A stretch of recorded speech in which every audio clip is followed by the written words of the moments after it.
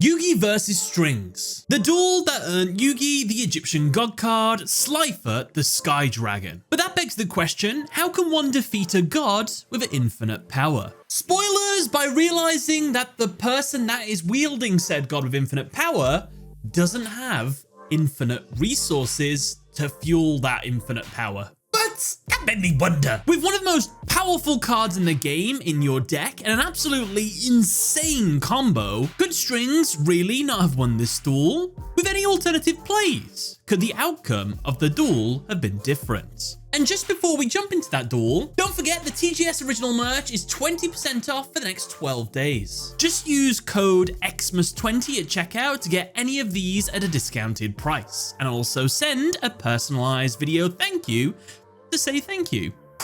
Now, let's jump into the duel. The duel begins and Strings goes first. He draws and his opening hand consists of Slifer the Sky Dragon, Humanoid Slime, Pot of Greed, Jam Breeding Machine, Polymerization, and Quick Attack.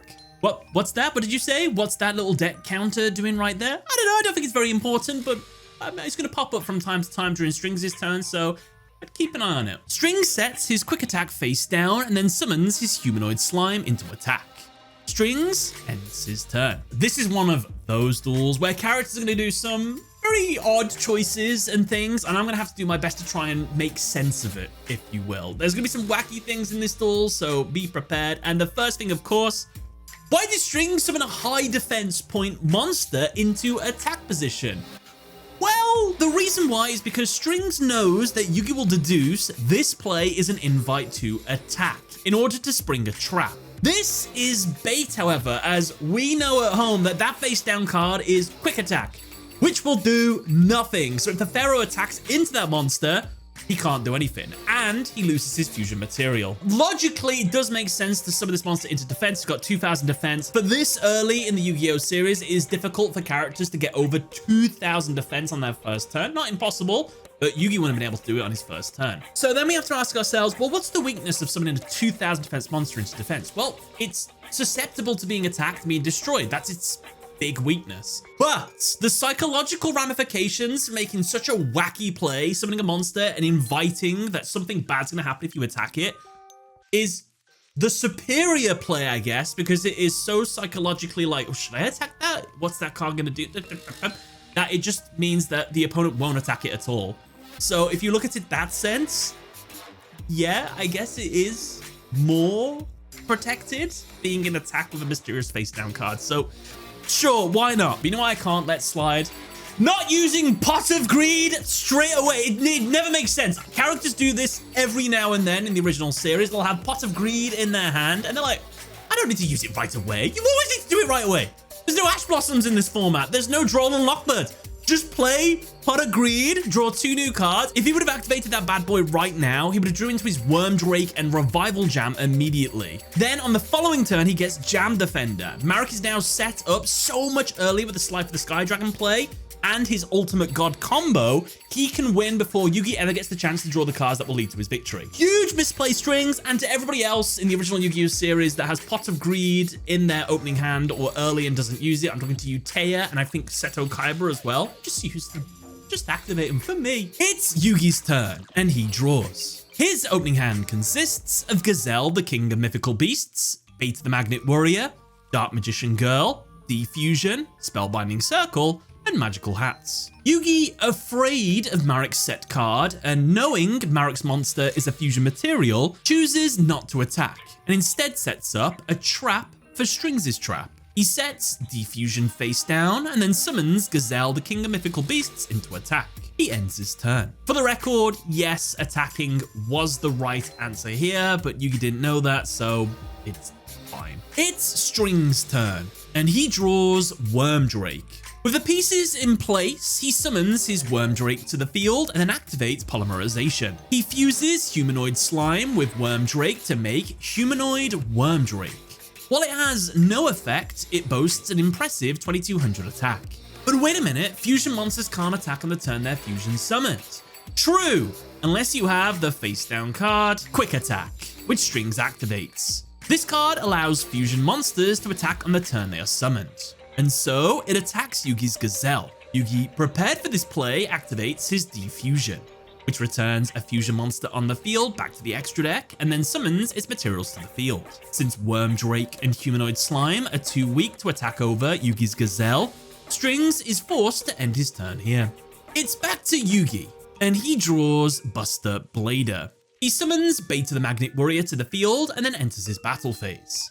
He uses Beta to destroy Worm Drake, followed by Gazelle destroying Humanoid Slime. Yugi ends his turn. It's Strings' turn, and he draws Revival Jam. He summons it into defense. Now, Revival Jam in the anime, I would argue, is one of the most underrated cards. When you think of the most powerful cards in the entire Yu-Gi-Oh game, Revival Jam I don't think comes up very often, but it is near unkillable in the anime, as its effect is if it is destroyed in any way, shape, or form, it returns immediately back to the field.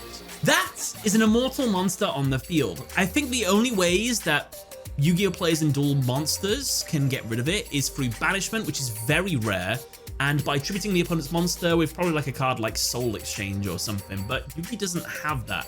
He does have a spell, I think this one, that could do the trick, but he never draws into it, so unfortunately, Yugi will never be able to attack Strings directly with that monster on the field. Strings follows up this play by activating his continuous spell, Jam Breeding Machine. This card allows Strings to summon a slime token into attack once per turn during his standby phase. But if Strings ever summons a non-slime token at any point while this card is on the field, it destroys itself. Strings ends his turn. It's back to Yugi, and he draws Baphomet.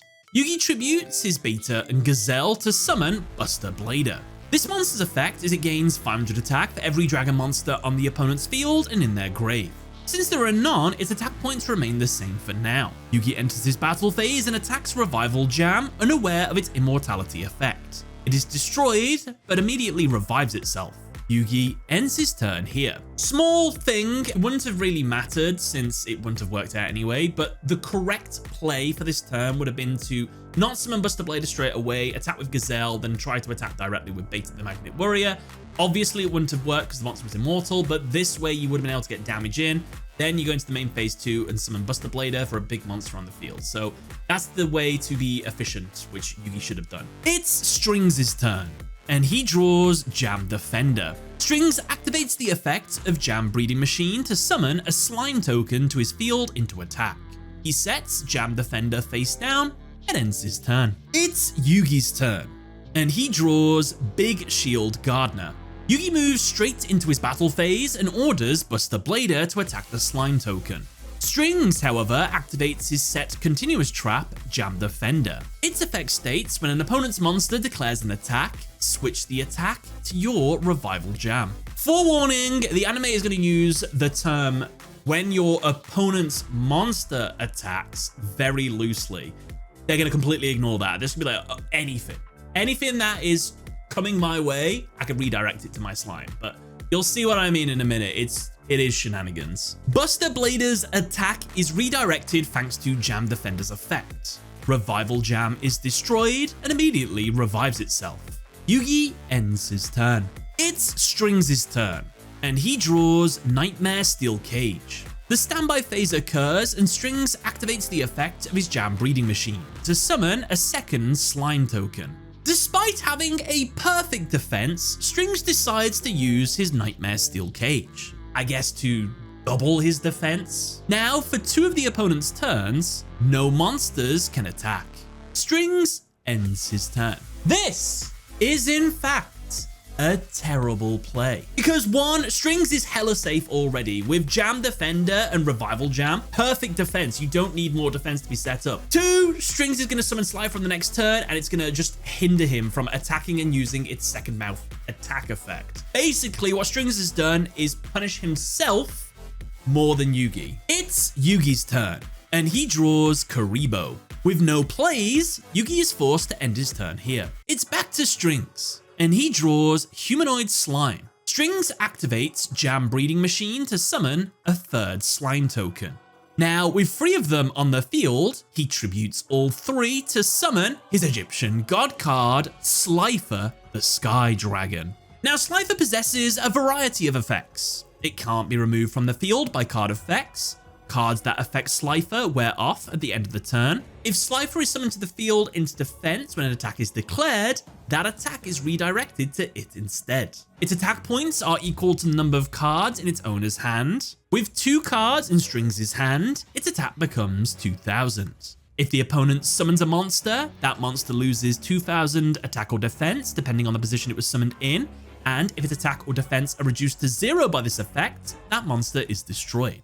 Due to a non-slime token being summoned, Jam Breeding Machine destroys itself. Despite Slifer technically being a divine beast type, I guess because it is a dragonic looking monster and has dragon in its name, Buster Blader's effect registers it as a dragon type monster. Its attack increases by 500. Strings finally activates his Pot of Greed to draw 2 new cards. He gets Card of Safe Return and infinite cards. Slifer's attack becomes 3000. Due to Nightmare Steel Cage, Strings can't declare an attack with Slifer this turn, which doesn't actually matter since Buster Blader has 100 more attack points than Slifer currently. Strings ends his turn. It's Yugi's turn, and he draws Light Force Sword. Yugi sets his magical hats and Light Force Sword face down, and then summons his Karibo into defense. Slifer's second mouth effect doesn't activate here due to Nightmare Steel Cage, since God card effects are treated as attacks, so it is unable to destroy Karibo due to Nightmare Steel Cage. Speaking of, as Yugi's turn comes to an end, Nightmare Steel Cage finally removes itself from the field. It's Strings' turn, and he draws a mysterious card. Slifer's attack increases by 1000 since there is now another card in his hand. Now, from this point onwards, Strings is only going to draw mysterious cards. Based on what he drops on the floor at the end of the duel, I think he's playing basically multiples of many of his cards in his deck. This is ideally what I think his deck more or less looks like, so most of the mysterious cards are probably going to be multiples of these. I'll talk about, like, if he's drawing into the monsters and not some of them, it probably is a big deal, but we'll talk about them when we get to them. Strings moves into his battle phase and uses Slifer to attack Buster Blader. Yugi, in response, activates his Light Force Sword, which banishes a card in the opponent's hand at random for 3 turns. Humanoid Slime is randomly banished from Strings' hand. As a result, Slifer's attack is reduced, making it weaker than Buster Blader. And unfortunately, some shenanigans happens here. Despite Slifer being the one that's attacking, since now Buster Blader is stronger than it, it is now counter-attacking. So, since Buster Blader is now the one attacking Slifer, Jam Defender is triggered, redirecting Buster Blader's counterattack to Revival Jam. Revival Jam is destroyed, and as it is being revived back to the field, Strings activates from his hand Card of Safe Return. Now, if you're at home and going, you can't use a spell card in the middle of the battle phase when it's not a quick play spell, you can in Battle City. This is actually a legal play, it's fine. Quick refresher and Battle City rules. A non-quick play spell can be activated during the battle phase. A set non-quick play spell can be activated during the opponent's turn. So, with Card of Safe Return on the field, now whenever a monster is summoned from the grave, Strings can draw 3 new cards. Revival Jam resummons itself to the field. Strings draws 3 mysterious cards. Slifer's attack increases. More shenanigans happens here. Somehow, Slifer is still in the middle of its own attack. So now, with enough attack points, it attacks and destroys Buster Blader. Strings ends his turn. Right, this one's pretty messed up. You just attack Buster Blader, then somehow Buster Blader attacked you with a counter attack, and now you're still allowed to attack. How can I think I can explain it in anime logic. Okay, I have props for this. Slifer will represent Slifer, and Yugi will represent Buster Blader. So, Slifer attacks Buster Blader. Here's the attack coming in. Buster Blader gets stronger and tries to attack Slifer back.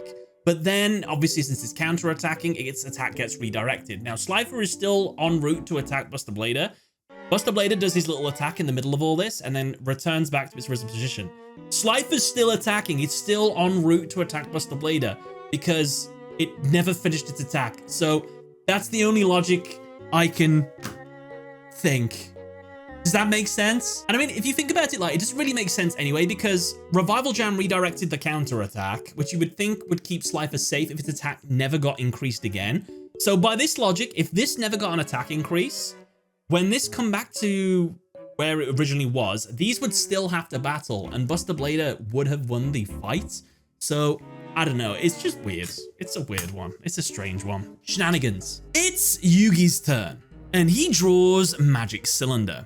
He tributes Kuribo to summon Dark Magician Girl into defense. The second mouth effect of Slifer activates. Before it can hit Dark Magician Girl with 2000 points of damage, which would destroy it, Yugi activates his set Magical Hats. This hides Dark Magician Girl under one of 4 hats. Slifer's second mouth attack hits the wrong one. Yugi ends his turn by setting Magic Cylinder and Spellbinding Circle face down. It's back to Strings, and he draws a mysterious card. Slifer's attack increases. Strings activates his continuous spell, Infinite Cards. Now, the hand size limit of 6 for both players no longer exists, meaning he can hold as many cards as he wants now, which is going to be a lot. Strings enters his battle phase and uses Slifer to attack one of the magical hats. He chooses correctly, targeting the one with Dark Magician Girl inside. Yugi, in response, activates his Spellbinding Circle and then chains his Magic Cylinder. Why did he activate both? Well, you're not going to believe this, but Spellbinding Circle and Magic Cylinder are very different in the anime. First, Spellbinding Circle in the anime has the effect: select one monster your opponent controls and activate one or more of the following effects. It loses 700 attack, it cannot attack, or change its battle position. So here, Yugi is only using the reduce the opponent's monster's attack by 700. It's not negating the attack. So why is he reducing the attack if he's using Magic Cylinder? Well, it's because Magic Cylinder, what's Magic Cylinder's effect? What would you say it is?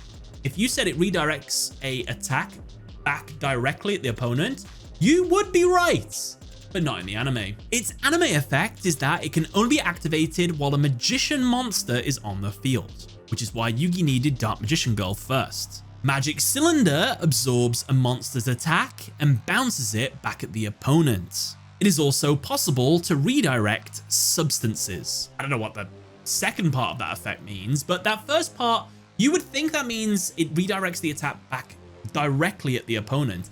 It actually redirects the attack back at the monster that attacked. So to make sense of Yugi's play, Magic Cylinder activates first, redirecting the 5000 attack points back at Slifer. Spellbinding Circle then activates, reducing Slifer's attack down to 4300.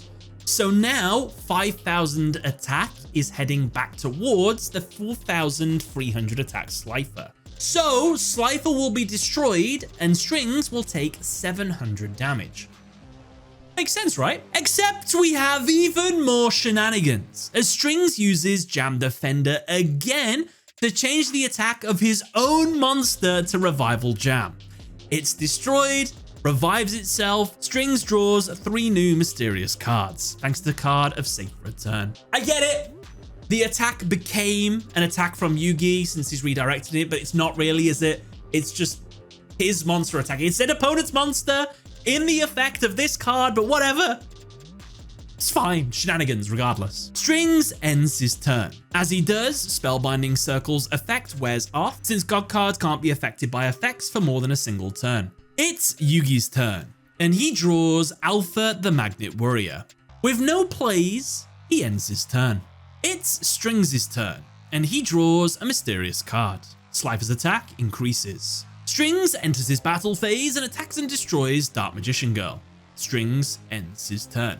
At this point in the duel, Yugi almost gives up due to truly believing that Slifer and Strings' God card combo are undefeatable. However, Kaiba, who has just arrived, gives Yugi a pep talk. Kaiba and Yugi both realize that while Slifer's power is infinite, Strings' deck isn't. Which, if you haven't figured out already, is why the deck counter is down here. We're slowly ticking down how much life that Strings has left in his deck, so let's see how long he's got. With newfound resolve, it's Yugi's turn, and he draws Monster Reborn. He sets it face down and then summons his Big Shield Gardener into defense. It is hit by Slifer's second mouth attack, but since its defense wasn't reduced to 0, it isn't destroyed.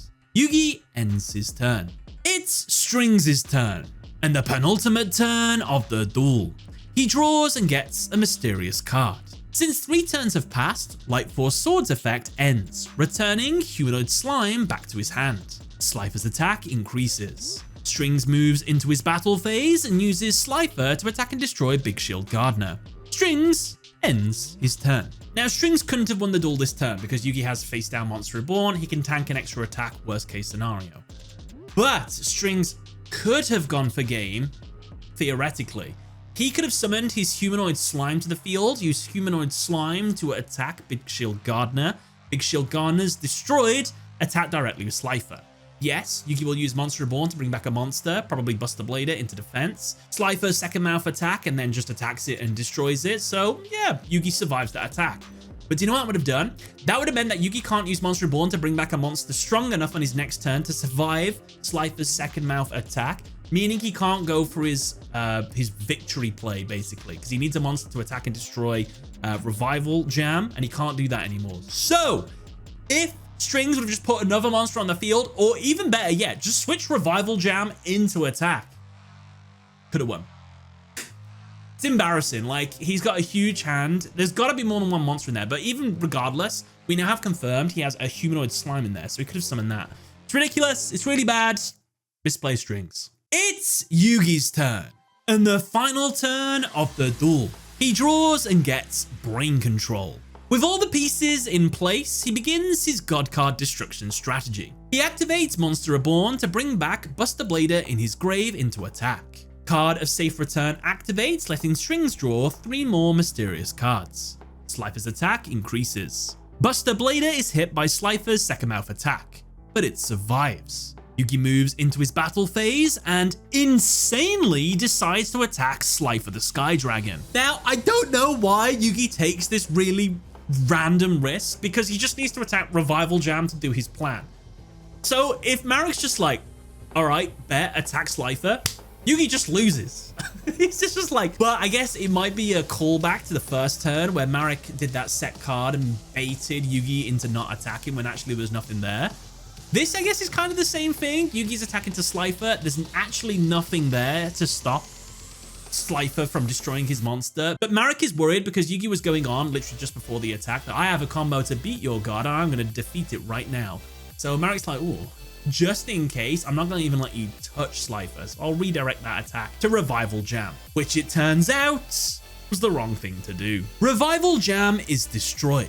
As it is about to return back to the field, Yugi chains his Brain Control, which takes control of an opponent's monster for 1 turn. Revival Jam finishes resummoning itself to Yugi's side of the field, which, yes, does sound like shenanigans, because the way we know cards is Brain Control can only take a card on the field. It left the field and then came back to the field. But I think what happened was the physical monster went to the grave, the card is still on the field, and then it came back, which I guess doesn't make any sense either. I'm just trying to make sense of some of these wacky plays, all right? Maybe it can just take a monster off field somehow, or maybe as it was about to touch the field, he took, I don't know, it doesn't matter.